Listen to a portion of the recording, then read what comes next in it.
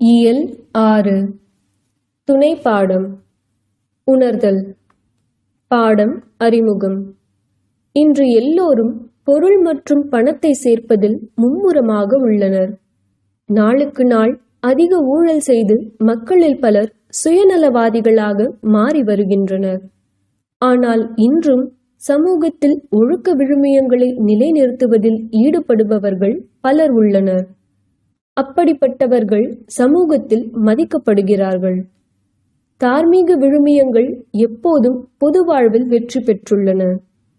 கொடுங்கோலன் மற்றும் ஊழல்வாதிகள் வெளிப்படும் போது அவர்கள் கண்டனம் செய்யப்படுகிறார்கள். வாழ்க்கை மதிப்பு.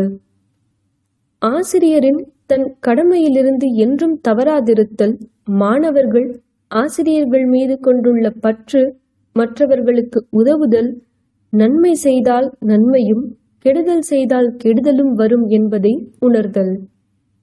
பண்டிதர் குணா ஒரு பள்ளியில் ஆசிரியராக இருந்தார். நான் இங்கே தெரியாமல் வந்து சிக்கிக்கொண்டேன் என்று எப்போதும் வருந்துவார். வேறு எங்காவது வேலை செய்திருந்தால் இன்றைக்கு என் கையில் 4 காசு இருந்திருக்கும், வளமான வாழ்க்கை வாழ்ந்திருப்பேன். இங்கே ஒரு மாதம் காத்திருந்து பிறகு வெறும் 15 ரூபாய் பார்க்கின்றேன். அவை சாப்பிடுவதற்கே சரியாக இருக்கிறது என்று கவலைப்பட்டு கொண்டிருந்தார். மேலும் கோபி மற்றும் சக்தி ஆகிய 2 நபர்கள் பண்டிதரின் வீட்டின் அருகே வசித்து வந்தனர். கோபி என்பவர் காவல் நிலையத்தில் தலைமை காவலராக பணியாற்றுகிறார். 2வது நபர் சக்தி. அவர் வருமான வரித்துறையில் பதிவாளராக இருக்கிறார். இருவரின் சம்பளமும் பண்டிதரின் சம்பளத்தை விட அதிகமாக இல்லை.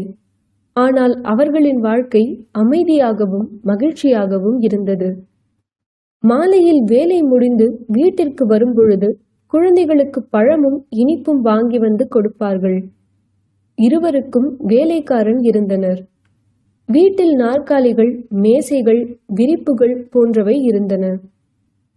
அவர்களின் அக்கம் பக்கத்தினர் மனதில் பெரிய இடம் இருந்தது. அந்த 2 நல்ல மனிதர்கள் வந்து போவதை பார்த்து மக்கள் எழுந்து வணக்கம் சொல்லுவார்கள். 4 பைசா மதிப்புள்ள பொருட்களை 1 பைசாவிற்கு வாங்குவார்கள். இவர்களுக்கு அடுப்பு எரிக்க கட்டையும் மண்ணெண்ணையும் இலவசமாக கிடைத்தன. பண்டிதர் அவர் மகத்துவத்தை கண்டு கோபமடைந்து விதியை அவரே சபித்துக் கொண்டார். இருவரும் பண்டிதருக்கு அரிசி, உணவுப் பொருள், சில சமயங்களில் பால் மற்றும் காய்கறிகளை வீட்டிற்கு கொடுத்து அனுப்புவார்கள். பண்டிதர் அதற்கு பதிலாக இருவரின் குழந்தைகளுக்கும் பாடம் கற்பிக்க வேண்டியிருந்தது. சில சமயங்களில் கோபி மற்றும் சக்தி இருவரும் பண்டிதரிடம் ஏதாவது கோபமாக பேசினால் கூட பண்டிதர் தனது மனதை அடிக்கடி கொண்டே இருப்பார். ஏனென்றால் அவர்கள் இருவராலும் பண்டிதருக்கு பால் மற்றும் தயிர் கிடைக்கிறது. பண்டிதர் பாவம், இது அவமானம் என்ற விஷயத்தையும் மறந்து அதனை அமிர்தமாக கருதி ஏற்றிக்கொண்டார். பண்டிதர் இவை அனைத்திலிருந்தும் வெளியேற அவர் தனது அதிகாரிகளை தன் வசப்படுத்த பல விண்ணப்பங்களை எழுதினார். ஆனால் எதுவும் நடக்கவில்லை. இறுதியில் பண்டிதர் தோல்விதான் அடைந்தார். இதையெல்லாம் மீறி பள்ளிக்கு நேரத்துக்கு போவார். தாமதமாக வீட்டுக்கு வருவார். அவருடைய பள்ளி குழந்தைகளுக்கு விடாமுயற்சியுடன் பாடம் கற்றுக் கொடுத்தார். அவரது நடத்தையால் அதிகாரிகள் மகிழ்ச்சியடைந்தனர். ஒரு வருடத்தில் ஏதாவது வெகுமதியும் சந்தர்ப்பம் வரும்போதெல்லாம் சம்பளத்தையும் உயர்த்தி கொடுப்பார்கள். அந்த ஊர் மக்கள் பண்டிதர் மீது தனி மரியாதை செலுத்தினர். ஊர் மக்களும் அவர் மீது திருப்தி அடைந்தனர். பள்ளியில் சிறுவர்களின் எண்ணிக்கை அதிகரித்தது. எல்லா சிறுவர்களும் பண்டிதரிடம் பாசமாக இருந்தனர். சில மாணவர்கள் அவருடைய வீட்டிற்கு வந்து தண்ணீர் எடுத்துக் கொடுப்பார்கள். சிலர் அவரின் ஆட்டுக்கு இலைகளை பறித்து கொடுப்பார்கள். பண்டிதர் இதனால் மிகவும் மகிழ்ச்சியடைந்தார். சக்தி மற்றும் கோபி மாதத்திற்கு ஒருமுறை குடும்பத்துடன் ராமேஸ்வரம் சென்று வருவார்கள். ராமேஸ்வரத்திற்கு பண்டிதரையும் அவர்களுடன் வருமாறு கேட்டுக்கொண்டனர். பண்டிதர் மறுத்துவிட்டார். ஆனால் அவர்கள் பண்டிதரின் பயண செலவை தாங்களே ஏற்றுக்கொள்ள ஒப்புக்கொண்ட பிறகு பண்டிதரால் மறுக்க முடியவில்லை. எழும்பூரில் இருந்து இரவு 10 மணிக்கு ரயில் புறப்பட்டு வந்தது.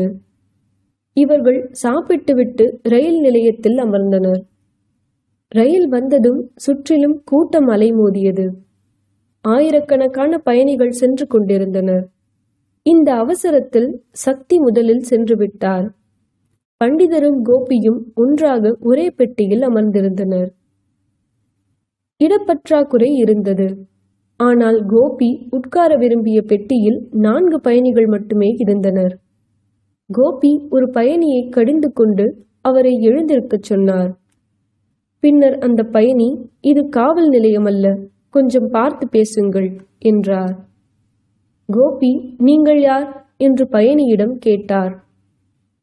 அதற்கு அந்த பயணி, நான் உளவு பார்ப்பதாக குற்றம் சாட்டி இருப்பதை ரூபாய் என்னிடம் இருந்து வாங்கினாயே, அது நான்தான் என்று கூறினார். அப்போது கீழே படுத்திருந்த மற்றொரு பயணி சத்தமாக சிரித்துவிட்டு, இன்ஸ்பெக்டர், நீங்கள் ஏன் கீழே உட்காரக்கூடாது என்றார். அதற்கு கோபி, நான் உன்னை என்ன செய்தேன்? நான் உங்கள் முகத்தை கூட பார்த்ததில்லையே என்றார். அதற்கு அந்த பயணி, நீங்கள் என் முகத்தை பார்த்திருக்க வாய்ப்பில்லை, ஆனால் உங்கள் தடி என் முகத்தை பார்த்திருக்கிறது என்றார். எங்கள் ஊர் திருவிழாவில் நீங்கள் என்னை அடித்தீர்கள் என்று கூறினார். இவ்வாறு கூறிக்கொண்டே கால்களை மேலும் நீட்டி அமர்ந்தார். பண்டிதர் இன்னும் அமைதியாக நின்று கொண்டிருந்தார். சண்டை வந்துவிடுமோ என்று பயந்தார். அடுத்த ரயில் நிலையம் வந்தவுடன் நாம் வேறொரு பெட்டியில் ஏறிக்கொள்ளலாம் என்று பண்டிதர் கோபியிடம் எடுத்து கூறினார். 3வது ரயில் நிலையம் வந்தவுடன் கோபியின் குழந்தைகளை அங்கிருந்து வெளியே அழைத்துச் சென்று மற்றொரு பெட்டியில் உட்கார வைத்தார்.